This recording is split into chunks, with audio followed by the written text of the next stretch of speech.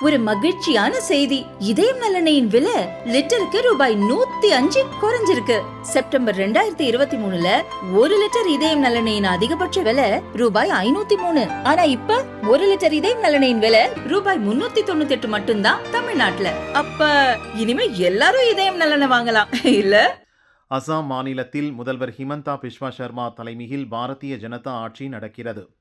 எதிர்க்கட்சியான காங்கிரஸ் கட்சியின் செய்தி தொடர்பாளர் ரீத்தம் சிங் பாலியல் குற்றவாளிகள் 3 பேரின் படங்களை சமூக வலைதளத்தில் பதிவிட்டு இவர்களைப் போலவே பாலியல் புகாரில் சிக்கியிருக்கும் பாரதிய ஜனதா தலைவர்களுக்கும் தண்டனை கிடைக்குமா என்று கேள்வி எழுப்பியிருந்தார். அசாமில் பாலியல் குற்றச்சாட்டுக்கு உள்ளான எம்எல்ஏ மானவ் தேகா, முன்னாள் மாநில தலைவர் பாபேஷ் கலிதா, முன்னாள் அமைச்சர் ராஜேன் கோகை ஆகியோரை குறிப்பிட்டு இந்த கேள்வியை கேட்டிருந்தார்.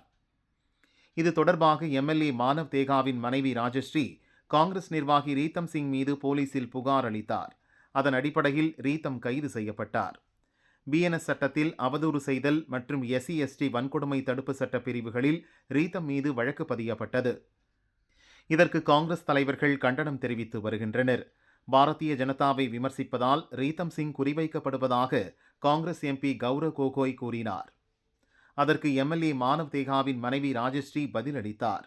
நான் ஒரு பெண், மனைவி, தாய் மற்றும் தலித் சமூகத்தை சேர்ந்தவள்.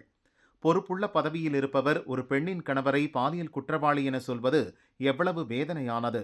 ரீத்தம் சிங் கருத்தால் நான் மீள முடியாத அளவுக்கு பாதிக்கப்பட்டு இருக்கிறேன் என ராஜஸ்ரீ கூறியுள்ளார்.